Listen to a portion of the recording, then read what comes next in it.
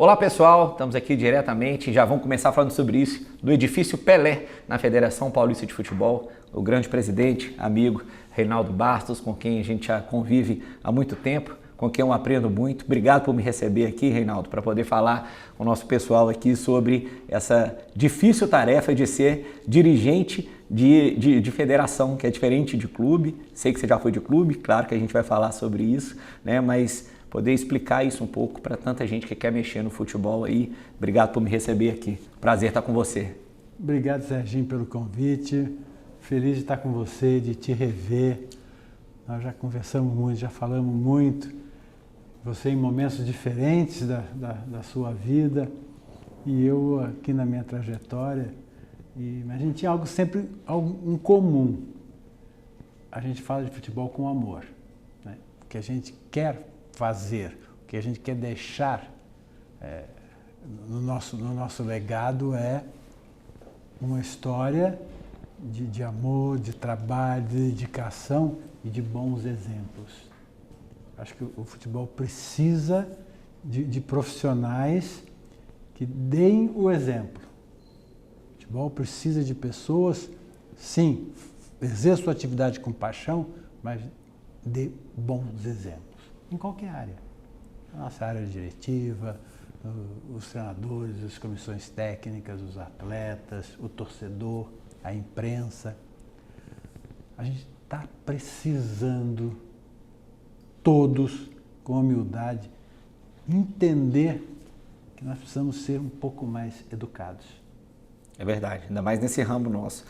O bom que eu falo que o bate-papo sem script, à medida que vai falando, a gente vai indo para o outro lado. Eu queria falar um pouco do edifício Pelé, mas você tocou no assunto que a gente tem que pegar um gancho, que é, na minha opinião, a gente tem que fazer com amor, e a gente tem amor, mas eu acho que qualquer pessoa do futebol, e por isso que eu quis falar com você como representante de federação, confederação, enfim, de uma entidade desportiva desse porte, e sendo a maior do Brasil, a Paulista, porque todo mundo sabe que, além do amor, e isso é uma coisa que mistura muito no futebol, você é precursor, talvez, se não for o pioneiro, mas dessa magnitude, eu tenho certeza que é um dos principais exemplos de profissionalismo na gestão. Então, a gente sabe que o futebol, infelizmente, como era e sempre foi, não só clube como federação, né? Vamos pegar o presidente e o diretor é meu primo, e o outro é o meu amigo, e o outro é o filho do meu compadre, e você sempre foi marcado por isso, né? Desde que você teve as rédeas da federação, você sempre buscou trazer pessoas nas suas respectivas áreas boas e profissionais e tem esse exemplo de gestão, tanto que transformou a Paulista no que transformou. Então não basta só o amor, basta isso, né? Tem que ter isso também, né? Não tenha a menor dúvida, um RH competente que selecione profissionais com competência, que selecione profissionais específicos para cada área. A gente não pode falar de futebol, de entender de futebol. Nós todos que estamos na bola, todo mundo é treinador de futebol. Todo mundo tem sua seleção. Torcedor também é? Torcedor também é. Nós somos todos treinadores de futebol. Você tem sua seleção, você tem seu time, você escala, você fala de tática. Mas, na hora da gestão, essa conversa gostosa de botequim, precisa ficar no botequim. Quando você vai dirigir um clube, uma entidade, independente do tamanho, o que vai mudar é a qualificação e o salário do profissional. Mas independente do tamanho, você tem que escolher pessoas que sejam capazes de levar a sua área adiante. Isso é fundamental. Você sabe, Sérgio, quando eu estou na federação há muitos anos. Eu comecei a minha vida dirigindo um clube de várzea em Taubaté, depois diretor de esportes de um clube social, cuidava do futebol de salão. Naquela época os clubes sociais jogavam os campeonatos estaduais, futebol de salão, vôlei, basquete, mirim, infantil. Quando você foi presidente do Taubaté, o Taubaté não disputava o Paulista? Eu fui diretor de um clube social. Uhum. Dali eu saí para ser diretor do Taubaté, vice-presidente do Taubaté, estava assim. O Taubaté estava jogando o profissional. E aí, Federação Paulista de Futebol, tive na CBF várias oportunidades, na Comebol. Uma trajetória longa dentro do futebol. A gente precisa saber separar as coisas. Quando eu virei presidente, eu sou uma pessoa que respeita hierarquia. Se eu sou diretor, eu vou respeitar meu vice-presidente, vou respeitar meu presidente. Se eu sou vice-presidente, eu posso não concordar, eu vou argumentar, eu vou conversar com o presidente, vou mostrar a ele que eu tenho uma outra ideia, mas a decisão é dele. Ele decidindo, eu cumpria. Respeitava. Quando eu assumi a presidência, eu convivia com pessoas, uma gama de diretores por mais de 20 anos. E foi duro você chamar um por um, conversar, explicar que é um novo tempo. Porque esse período todo que eu convivi dentro do futebol, eu fui catalogando o que não deu certo. Esse livro vai sair um dia pra gente, não vai? O que não deu certo. Então, eu já cheguei com uma margem menor de erro. Porque você sabe muito bem, nós conversamos muito quando você me falou a primeira vez que queria ser presidente do Cruzeiro. E você é um exemplo vivo de que querer ser influente, estar próximo da gestão do clube e tal. Quando você se torna presidente, é um mundo completamente diferente. É o peso da caneta e da cadeira, né? O peso da caneta e da cadeira. Então, é muito difícil. Você precisa saber ouvir, porque você erra menos. Só que para ouvir, você tem que escolher gente boa para estar ao seu lado. E é aquela célebre frase, você escolhe pessoas para te dizer o que fazer, porque se você for escolher para você só mandar, você escolhe qualquer um, né? Então você traz pessoa boa para isso. Que te conteste, que te mostre outro caminho, que você possa aprender. A vida é um aprendizado. Sabe? Estar aqui com você hoje, eu estou aprendendo. Mas nós estamos muito mais. Isso é um aprendizado. E é importantíssimo a gente poder falar, ouvir, sabe?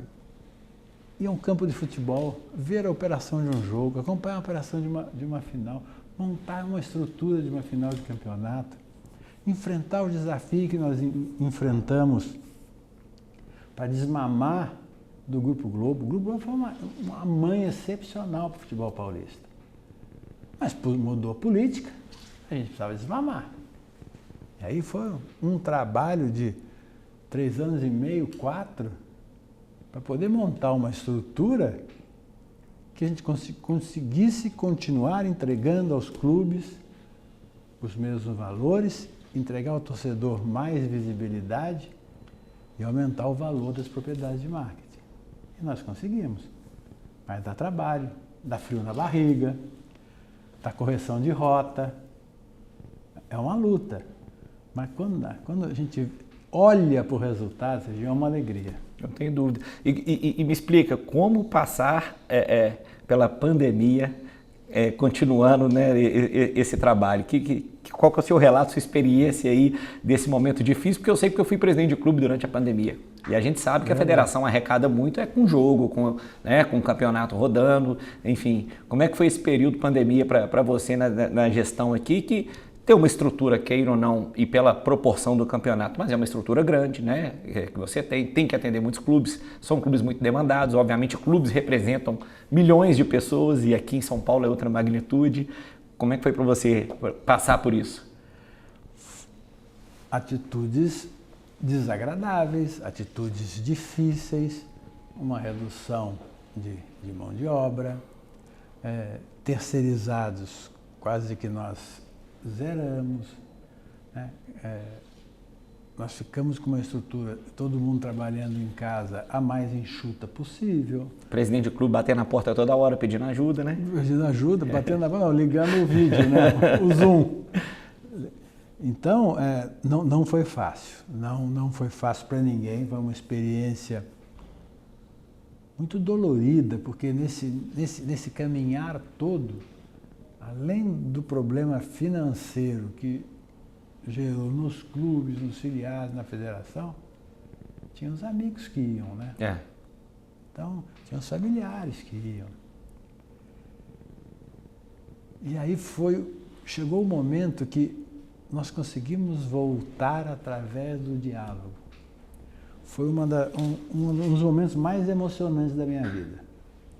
Você sentar na frente de um computador e ter o Sindicato dos Árbitros, o Sindicato dos Atletas, o Sindicato dos Clubes, o Sindicato dos Treinadores, o Ministério Público, o Procurador-Geral de Justiça, o Governo do Estado, o Governo Municipal, a área médica, o Centro de Ciência da Medicina, o presidente da Comissão Médica, Dr. Moisés, todo mundo passou a sentar e a debater à volta. E a imprensa fazendo o papel dela, duvidando que o campeonato ia terminar. E eu dizendo, nós vamos entregar o campeonato. Que chegou uma competição que nós sentamos todas as pessoas, o Mauro reuniu com todos os capitães da equipe e falou assim, a Globo parou de pagar, não está tendo o jogo, parou de pagar, nada de errado, nenhuma crítica, uma constatação. Para a gente receber, poder pagar os clubes, que eu pagar você, a gente tem que entregar o campeonato. Com as datas que tem, nós temos que jogar dia sim, dia não. Vocês topam? Vamos. Como é que a gente vai fazer para não ver isso? Cada clube isola seu time, quem tem CT, quem não tem isola num hotel, teste para ir para o jogo. Cara, foi um trabalho lindo nos atletas, as comissões. E gastando muito, o teste era caro, né? Muito, muito. Eles eles abraçaram. Foi uma união geral, né? Todo mundo queria trabalhar, né? Todo mundo queria trabalhar. É complicado, porque tem a parte da saúde, mas tem que trabalhar. Tem que trabalhar. E nós entregamos. Os 2 campeonatos nós E eu acho que vocês tiveram uma dificuldade aqui, se eu não me lembro, que num dado momento todo mundo quis, mas o governo não autorizava, né? Chegou a cogitar até jogar fora do estado. O governo não queria. Eu lembro disso. Foi. Mas é isso aí. Foi um momento emocionante, muito difícil, mas nós entregamos. Mas experiência de gestão boa por isso, né? Isso que é o mais importante. Agora, presidente, estava contando, então você foi presidente de clube no começo. E eu costumo brincar na advocacia, falo hoje que a geração atual, o estagiário já quer chegar peticionando, se deixar até fazer sustentação oral, né? Já quer estar dominando. E eu falo, olha, tem que aprender, a gente falava, a ralar a barriga no balcão do fórum. Então, quer dizer, quem fez de tudo chega mais preparado ao cargo, né? Eu acho assim, no Cruzeiro, por exemplo, eu passei em todas as áreas. Como que essa experiência sua de presidente de clube, de diretor social, de diretor financeiro, administrativo aqui, né? Que você falou, você foi anotando os erros, mas também passando por boas experiências, tudo isso para construir que você chegasse aqui.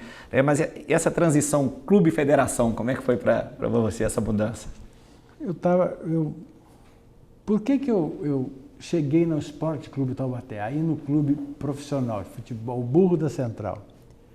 Porque meu pai, nós viemos do Rio, eu sou carioca, e meu pai, com 2 anos, virou diretor de futebol do Taubaté. Pelo relacionamento que ele tinha no Flamengo, trouxe 4 ou 5 jogadores do Flamengo, fez uma campanha grande e tal. E aí todo mundo muito grato e tal, mas no interior de São Paulo, há muitos anos atrás, meu pai se candidatou a presidente. E aí todo mundo gostava muito dele, respeitava e tal, mas forasteiro, chegou do Rio, não, quer ser presidente, vai ser presidente, ele perdeu a eleição. Aí acendeu uma luzinha na minha cabeça, falei assim, eu vou ser presidente de Taubaté. Aí juntamos 3 amigos lá e lançamos uma chapa, eu e mais 3. Os 3 já eram conselheiros, eu não era ainda, então nossa chapa tinha 3 votos, dos 90 possíveis. Escreveu uma chapa.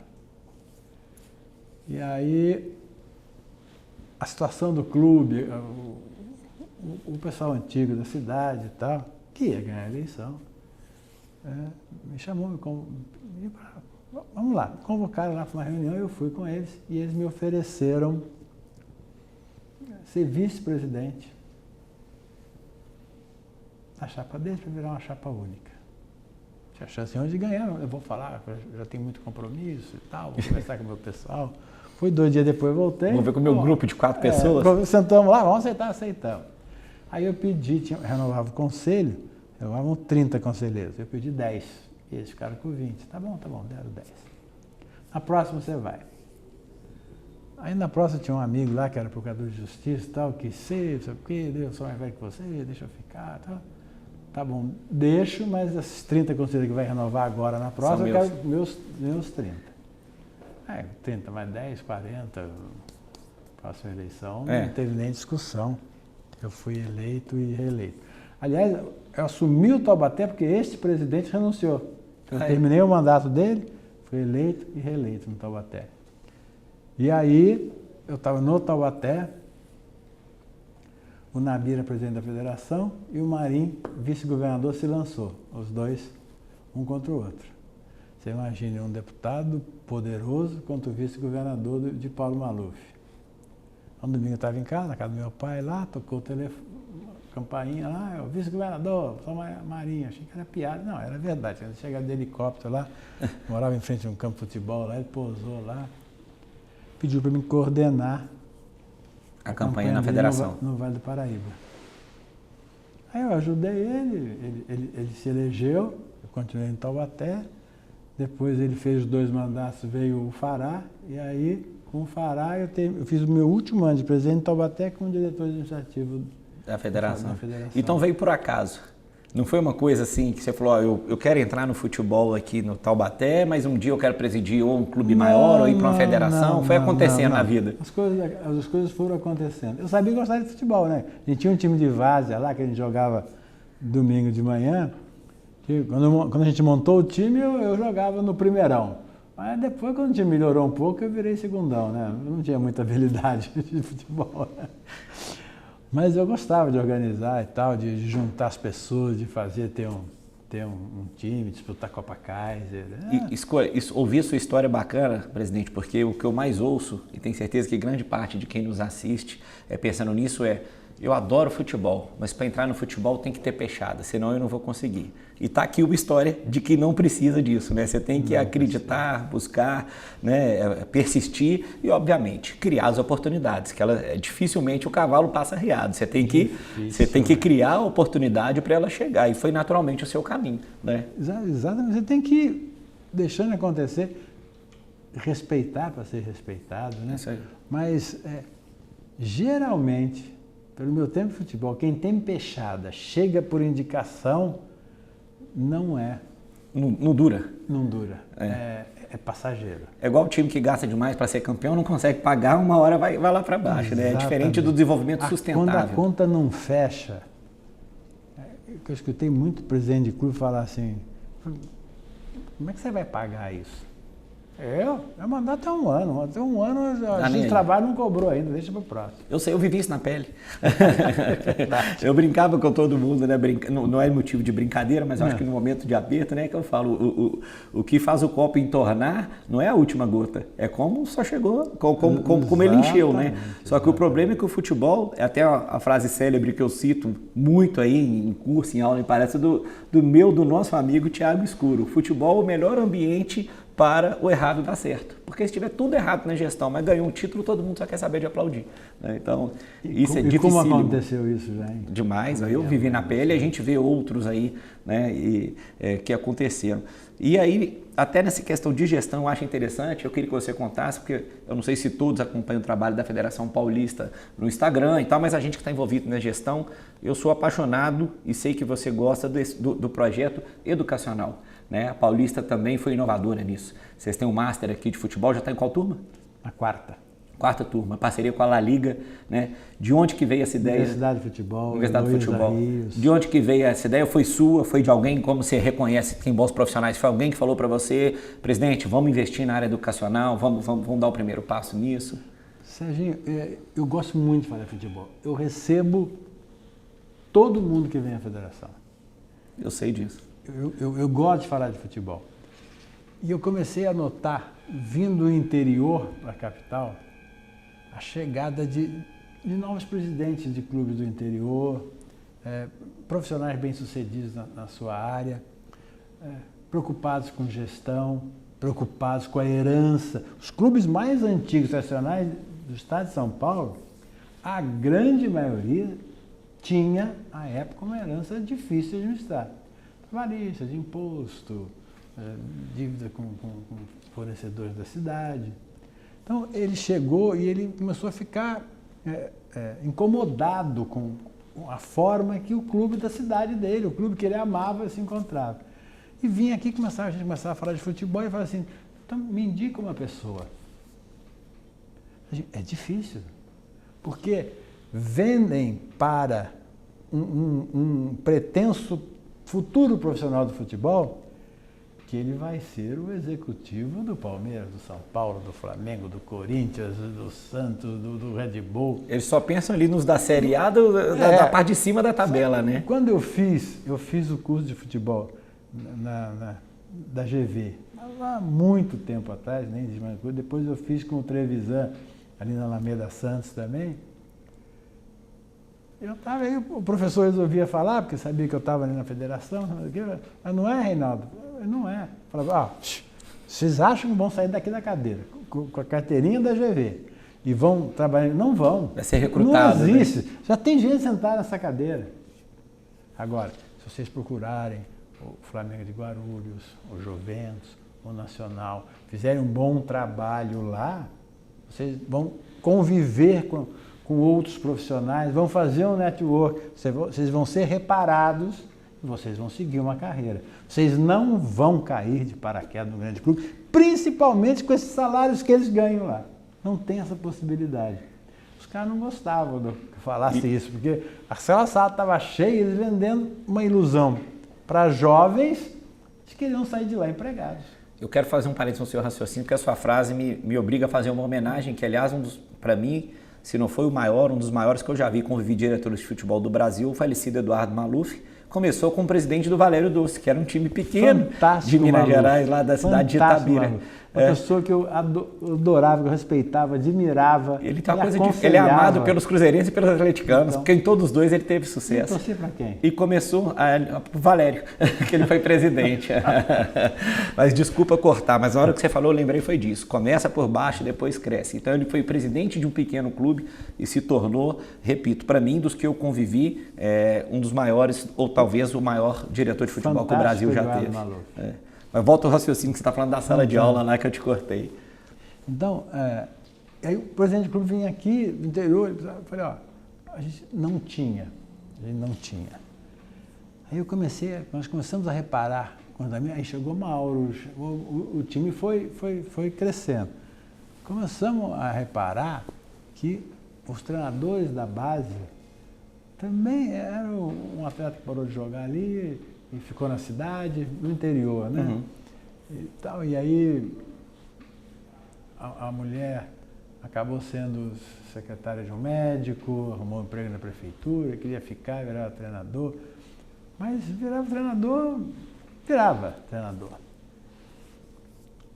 E aí a gente começava a escutar as coisas das licenças, que iam se de licença, que demorou para chegar na América do Sul, demais. Demorou para chegar na Conmebol, demorou para chegar na CBF. E quando chegou, e nós vamos passar a exigir. E aí a CBF foi parceira, e o que a gente fez?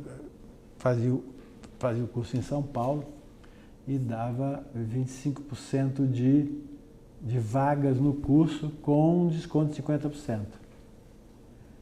E aí, para os profissionais que trabalhavam nos clubes de São Paulo, a gente repassava esse desconto. E passamos a capacitar treinador. Hoje, em qualquer competição da Federação Paulista de Futebol, 11, 13, 15, 17, 20, masculino e feminino, precisa ter licença.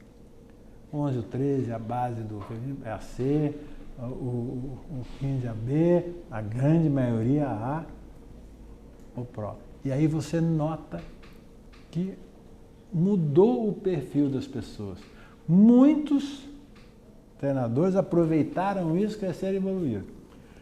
Muitos não acreditaram, não vou fazer, quando era obrigatório, não vou fazer, tá com dificuldade. Reconheceu, voltou. Aí, treinador de goleiro. A gente não deixava na 4ª divisão colocar treinador de goleiro na súmula. Mas botou na primeira, botou no A1, botou no A2, botou no A3, eles começaram a pressionar, nós deixamos um ano. E aí tinha algum clube que cada dia aparecia um treinador de goleiro na súmula. Aí aparecia um que xingava o juiz, aí era expulso, aí semana seguinte vinha outro treinador de goleiro. É o torcedor do banco de reserva. Torcedor do banco de reserva. Você imagina a festa. Torneio de base, que é uma loucura. Isso aí eu que já vivi isso um pouco, esses torneios, deixa a gente doido. Aí cortamos de novo. Aí eles voltaram esse ano a insistir. Então nós vamos fazer um curso aqui de treinador de goleiro. Para se inscrever, precisa ter o curso. Aí começamos a capacitar goleiro. E disse para eles, ó, para trocar um goleiro, você tem que escrever no sistema, para trocar tem que explicar que ele saiu, por que saiu e tal. Resolveu, melhorou o nível dos treinadores de goleiro e a gente organizou essa dificuldade que a gente tinha. Aí esse mesmo presidente que qualificou o treinador dele, qualificou o treinador de goleiro dele, aí o curso supervisor, agora amanhã começa uma iniciação do futebol. Ele falou, e eu preciso aprender, eu preciso saber como é que é essa engrenagem. E aí nós fizemos o Master. E estamos na quarta turma. Isso virou uma bola de neve, porque eles sabem claramente que se ele não se capacitar, e o time vizinho da cidade vizinha, com o mesmo recurso dele, vai fazer melhor do que ele. O treinador, no caso, hoje a gente vê que os grandes treinadores são os estudiosos e não os ex-boleiros. Exatamente. Né? Os treinadores que estão em voga hoje são os estudiosos. São os estudiosos. É o cara que passa o tempo inteiro olhando para aquilo. Jovens. Vou jogar com o Serginho. É. Ele vai jogar com você e sabe tudo que você faz. É isso mesmo. E isso faz diferença. E isso é importante. E aí, os clubes, eles tinham jogadores suspensos na justiça desportiva, eles perdiam ações trabalhistas por falta de defesa ou por desconhecer a legislação. Achavam que tinha razão em coisa que não tinha razão nenhuma. Vinha aqui e falava assim, roubaram meu jogador. Roubaram como? Não, porque é o seguinte, acabou o ano, a base aqui e tal, aí eu chamei ele para renovar para o ano seguinte e ele foi para outro. Não roubou. Acabou o contrato? Acabou. Ou pagou a multa? Pagar a multa é cumprimento de contrato. É claro, sabe? Então, começamos a fazer cursos para direito esportivo. Médico, a comissão médica. Nós damos aos clubes uma bolsa médica, igualzinha da FIFA lá no Mundial. Mas o médico tem que vir, tem que participar de um curso, tem que se qualificar, tem reunião. Então, em todas as áreas a gente Vocês estão na parte dos cursos hoje? Todas as áreas, né? Na jurídica. O clube passou a se defender melhor na justiça esportiva. O clube passou a saber como requerer o direito dele, o dinheiro que ele tinha lá. Eu faço uma consideração, presidente, que isso é tão importante que às vezes as pessoas não atinaram para isso. Você participou de tudo, certamente já viu, mas é o que eu falo. Quando que a gente mudou essa perspectiva no Brasil? Eu participei da segunda turma de gestão da CBF, foi em 2016. Logo a primeira foi em 2015. Aí eu falo, o que aconteceu em 2014? 7-1. E aí eles falam, mas o que a Alemanha fez? A Alemanha já está estudando gestão há muito tempo que eles estão falando de gestão. Então acho que a gente, na dor que a gente precisou sofrer, né, para poder começar a entender a importância que é você também estudar o futebol. Né? Porque palpiteiro todo mundo é, mas eu sou realmente fã desse projeto seus, por isso que eu quis que você explicasse um pouco mais, que eu sei que, óbvio, diante do poderio da CBF não tem nem como competir e dizer que é mais, mas não tem dúvida nenhuma que acho que depois da CBF, eu acho que a Paulista é a que mais treina hoje pessoas, capacita profissionais para o futebol de uma forma geral, né? E é muito importante, e é muito gratificante. Não tem dúvida. Você vê pessoas... O que eu já tive de profissionais aqui do nosso quadro da federação, nós temos um que está no Vasco, tem um que está no Cruzeiro, nós temos um que está no Braga, é o gerente do estádio no Braga. Delegado de jogo, nós tivemos 4 convocados pela FIFA, foram no Mundial do Catar. Bacana. Trabalhar. Delegado de jogo. Eu estava junto quando isso aconteceu, então não é uma crítica a ninguém. Um delegado de jogo de futebol, quando eu cheguei no futebol e até 6 anos atrás, 7 anos atrás, era o amigo do presidente. O delegado era o amigo lá de Taubaté. Vai lá ganhar uma diária, um jeton, né? Jetonzinho. Era só amigo. Era só amigo. Voltava cheio de presente no interior. O interior era presenteiro, né? A camisa do clube, lugar que tinha. Se vai em Minas, você ganhar um queijo, uma cachaça, doce de leite. Bom demais. E aí, o que a gente fez? Nós fizemos, através de RH, demos um chamamento para delegado de jogo. Demos currículo mínimo, o cara tinha a ter, fomos treinando. Acabou, meus amigos todos lá, não sabe mais delegado. Não, e tinha outra coisa ainda. Um monte de colaborador da federação era delegado de jogo. Então, jogo de meio de semana, cadê o Serginho? Delegado do Palmeiras. Tá viajando. Não, aí, isso começou a fazia parte do orçamento deles. Então, foi uma desmancha. A gente avisou um ano que isso ia virar só final de semana. Depois, no ano seguinte, não ia ser mais. Nós tomamos cuidado, porque fazia parte do orçamento deles. Você não pode também, né? De uma hora para outra cortar.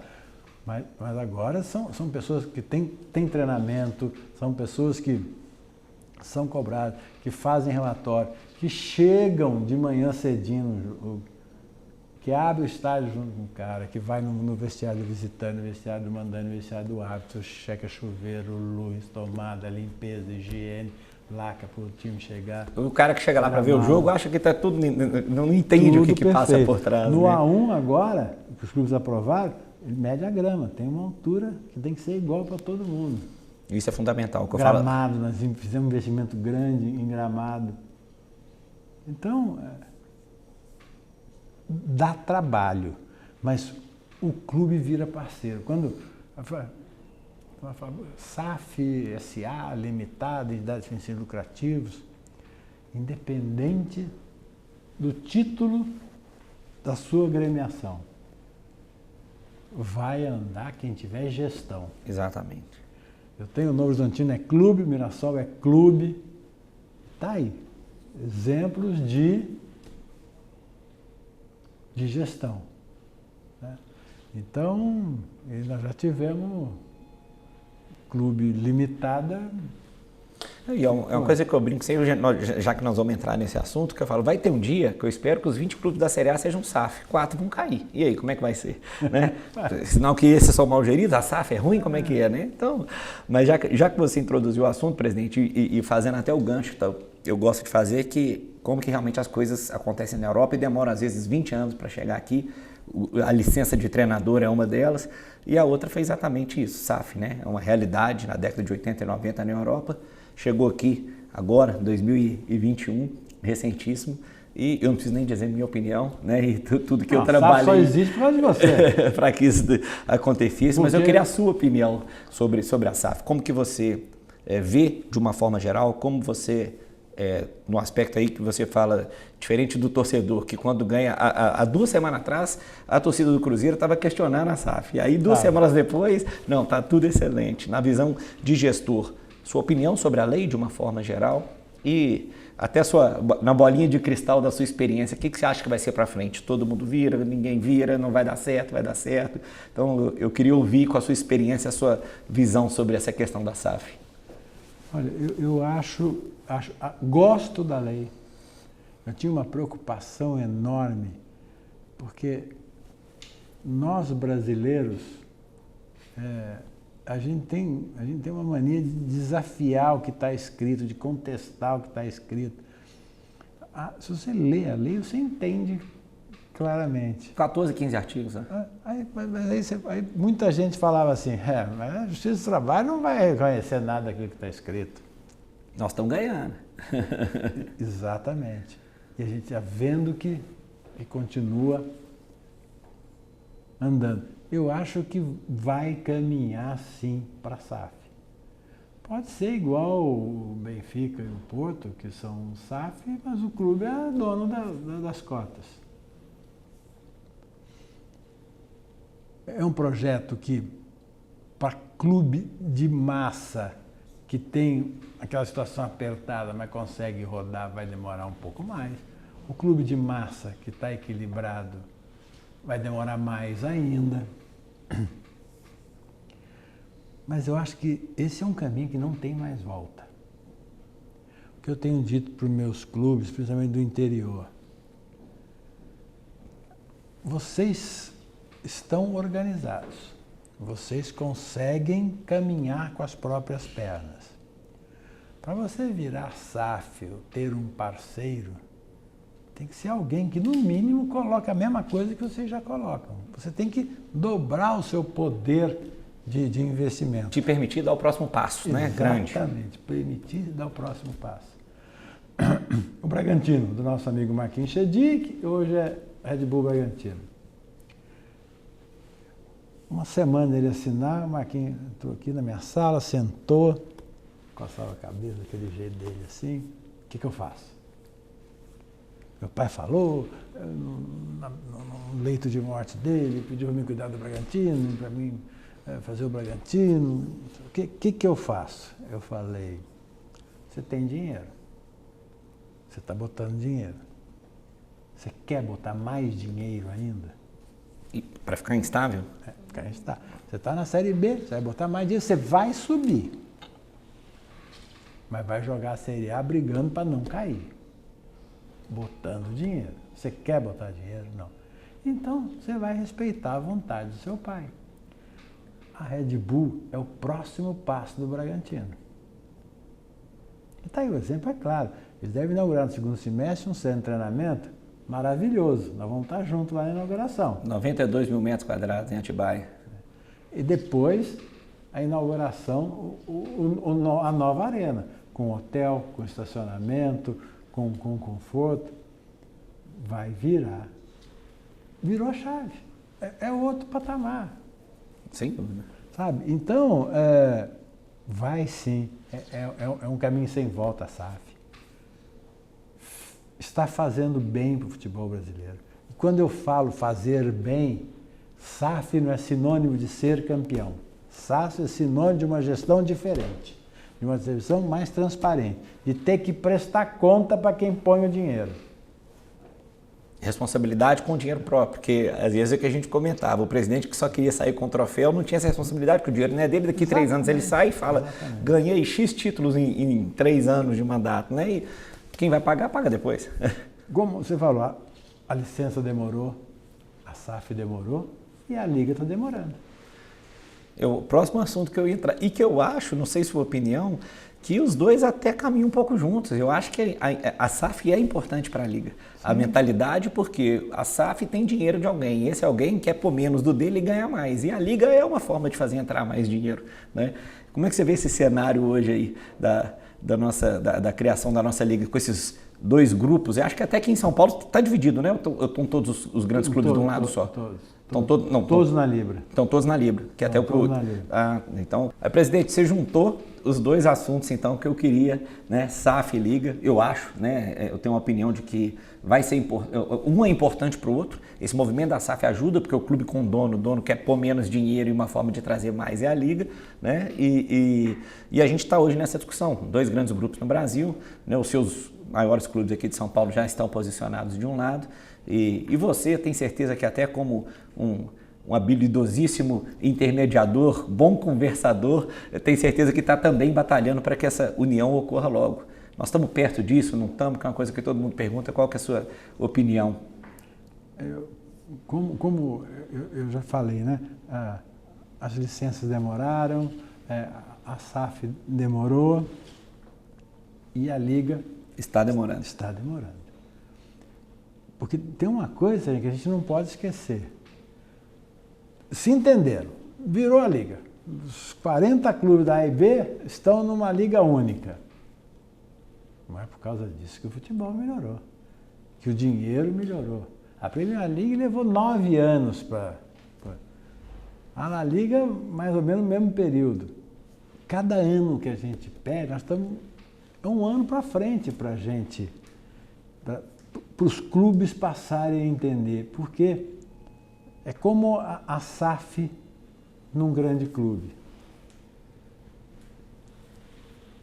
Quando chega o investidor e ele é o homem da SAF, é o que põe o dinheiro, aquelas benesses de conselheiros, associação de torcida organizada, associação dos amigos não sei de quem, e tinha camarote aqui, tinha camarote, aqueles ingressos para a torcida organizada, acabou.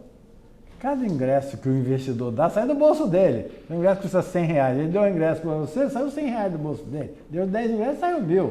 Camisa. Quando eu cheguei no Cruzeiro, são 500 conselheiros. Cada conselheiro ganhava uma camisa. Faz a conta aí, 500 vezes um preço de uma camisa.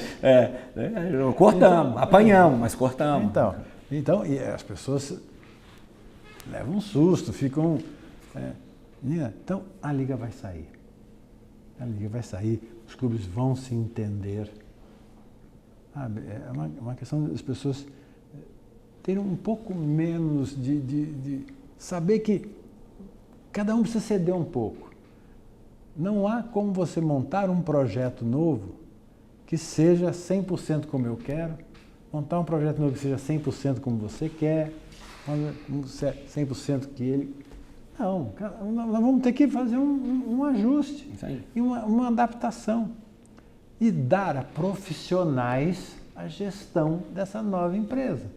80% dos clubes e 20% de quem botou o dinheiro. Por que 20%? Porque ele vai dar um adiantamento proporcional para cada clube. Então ele vai ter esse 20%.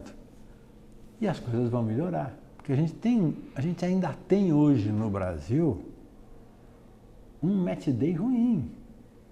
Sabe uma coisa que me incomoda, que eu falo? Que eu falei isso, a gente tem que estimular as boas competições. Não adianta ter só os bons jogadores.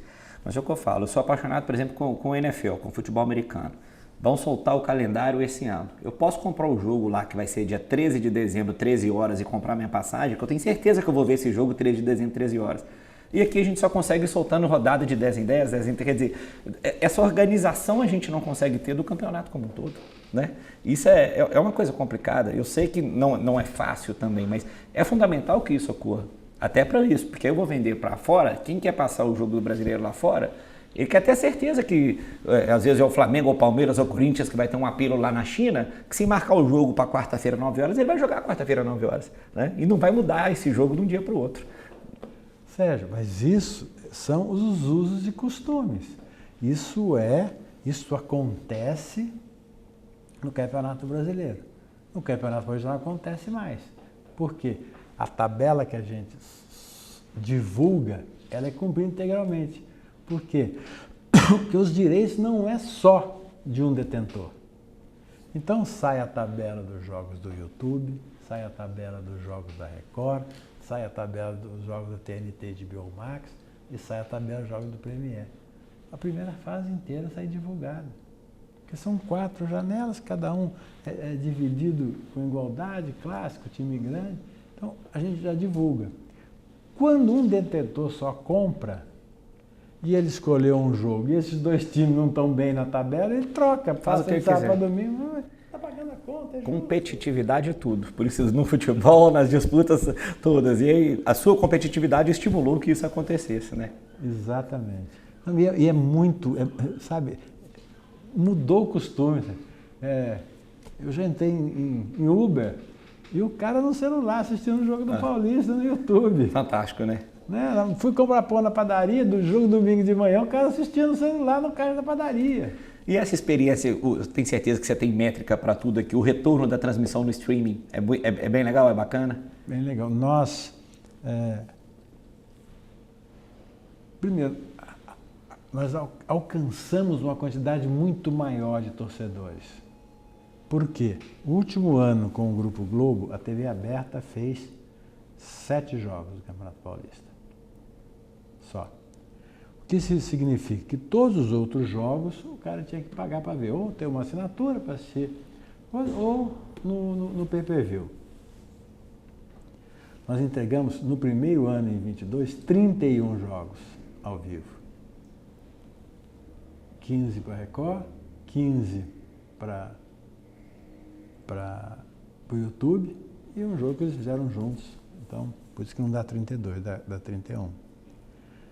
Mas nós dobramos o número de pessoas que a gente atingiu.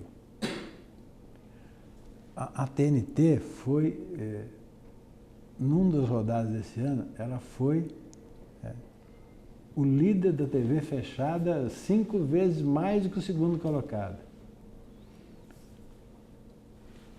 E tudo dividido, e tudo organizado, e tudo sabendo dia e hora. Dá para fazer, dá para fazer. Agora tem que ser com profissionais. Não tem dúvida. Não tem que ser profissionais. E outra coisa, cada dia que você deixa de tomar uma atitude é um dia a menos que você tem para colher bons resultados. Nós começamos a trabalhar 3 anos e meio antes do fim do contrato com o Grupo Globo. 3 anos e meio. E foi fácil? Não foi. Não foi fácil. Era tudo muito novo. A gente tinha um proprietário uma empresa que era dona de propriedade de marketing do Paulistão. Quando eu disse para ele, não vamos ter Globo, falei, isso não vale. Eu não compro mais, eu posso ser seu corretor para vender, porque você não vai vender. Nós quase que dobramos, porque eu gero a imagem, eu falo, Serginho, eu vou te mostrar no jogo, duas vezes no jogo, eu vou te mostrar 15 segundos por vez. Eu mostro, eu escolho o que eu mostro. Você dá a métrica, né? Exatamente. E aí o resultado foi muito bom em 22. 23 foi espetacular, nós batemos todos os recordes de tudo, inclusive de público presente no estádio, com uma final Água Santa e Palmeiras. Batemos todos os recordes de média de público, de arrecadação, de tudo em 23. O povo está louco pro futebol. E aí no brasileiro, os públicos estão E futebol com gestão não tem como dar errado. E se a gente melhorar alguns equipamentos, e se a gente fazer o torcedor entender que eles não são inimigos, e fizer um match day melhor, que a gente consiga aumentar o ticket médio do jogo, o investimento vira muito maior. E se a gente aprender, ter a humildade de entender que nós poderemos ser os melhores do mundo, mas não somos. O que a gente faz bem é fazer jogador. Ninguém faz jogador como a gente. A matéria-prima a gente tem, é isso que eu falo por isso. Tem, mas muito. Agora bem. Que preparou o mercado para receber dinheiro pela safra, eu falei, matéria-prima nós temos. Se a gente tiver gestão com matéria-prima, segura. É isso aí. É isso aí. A gente precisa de uma seleção que o cara tenha orgulho. A gente precisa de uma seleção que o atleta tenha fome, que ele tenha vontade de comer aquele prato de comida. É isso aí. Pessoal, é por isso que eu falo, tivemos aí 50 minutos aqui praticamente de uma aula de gestão gratuita no YouTube, dessa referência que eu não tenho dúvida nenhuma que é por isso, também que não é um desejo só meu, mas como de quase todos os players do futebol que a gente conversa, que respeitado o seu tempo, como sempre foi, que o presidente falou, que um dia ele vai sentar na cadeira máxima do futebol brasileiro, porque o futebol brasileiro merece isso. Não é só você que merece não, presidente. Isso aí a gente fala, eu não tenho dúvida que a gente vai te ver lá um dia. Então eu quero te agradecer e, para encerrar, você falou de um assunto interessante que é a fome de estar lá, de representar. Eu comecei falando disso e o assunto levou a outro. Eu queria que você também encerrasse aí e falasse um pouco disso. Eu acho que faltam ídolos para nós no Brasil, né? Eu falo de uma forma geral. Eu particularmente sou apaixonado com Ayrton Senna, por exemplo, e olha que eu vi ele 12 anos só, e recentemente perdemos aí o Pelé, que você fez essa linda homenagem aqui, colocando o nome do edifício sede aqui da Paulista de Pelé. Eu vi quando o Maradona morreu, o que foi feito na Argentina. Outro dia, você deve ter visto também, o Messi sai para jantar, ele arrebata um monte de gente ao redor, e aqui, seja por mídia ou por outras coisas, a gente às vezes está até brigando com os nossos ídolos, né? Então, eu queria, além de te agradecer, que você encerrasse falando um pouco dessa homenagem para o Pelé, do que é o Pelé, na sua opinião, para o futebol mundial e brasileiro, e desde já deixo aqui meu agradecimento pela oportunidade, pela aula que você deu para a gente aqui. Sérgio, obrigado pelo convite. Sobre o CBF, eu já não serei presidente da CBF, já passou essa fase eu tive uma vontade, era um caminho natural que não ocorreu. Eu vou continuar à disposição a colaborar, a ajudar, mas mudar minha vida inteira para o Rio e enfrentar tudo que precisa ser enfrentado para fazer não está mais nos meus planos. Não, calma. Não está mais. Tenho tido uma relação muito próxima com o presidente Edinaldo e tudo que eu puder fazer para que a gente volte a trilhar dentro do campo, com resultados dentro do campo, títulos e ganhar uma Copa do Mundo. Temos agora a Copa do Mundo Feminina, tem uma Olimpíada e depois tem um Mundial. Tudo que tiver o meu alcance, conte comigo. Nós já demos um passo importante.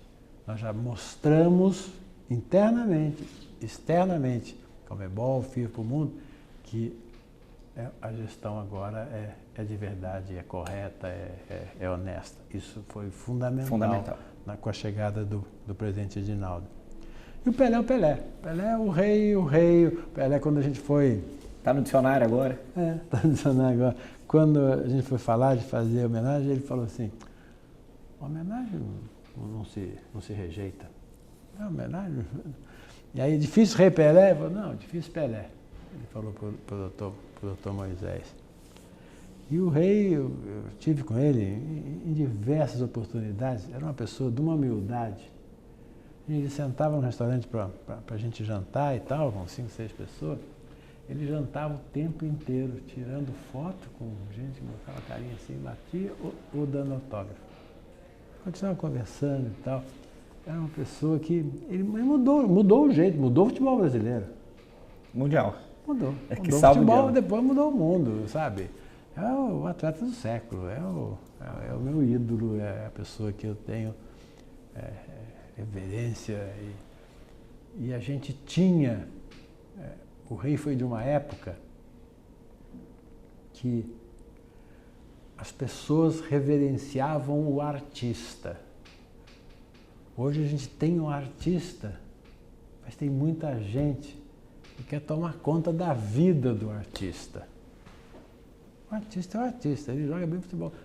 O que ele faz, como ele faz, sabe, a gente precisa respeitar.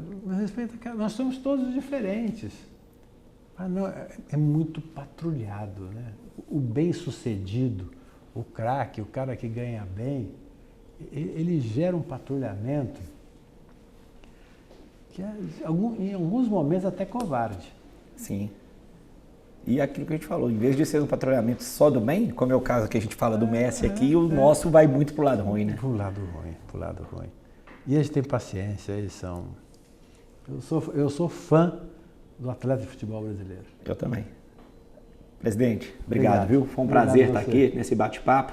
Em breve... Desculpe ter estourado seu tempo. Não existe estourado de tempo, não, de forma alguma, é porque o papo é muito bom, a gente vai falando e não tenha dúvida nenhuma que para nós é um prazer e eu tenho certeza que todo mundo que está assistindo sabe que isso aqui é uma aula que vai ser dada para eles posteriormente. Muito obrigado mesmo pelo convite, vamos estar juntos sempre, conta comigo. É vocês aí que estão nos assistindo, aguardem aí, porque o próximo episódio sempre vai estar com um campeão, né? E aqui, como eu falei, está um campeão da gestão, que é um exemplo para todos nós do futebol brasileiro, Reinaldo Bastos. Um abraço, muito obrigado. Gente. Obrigado. Muito obrigado.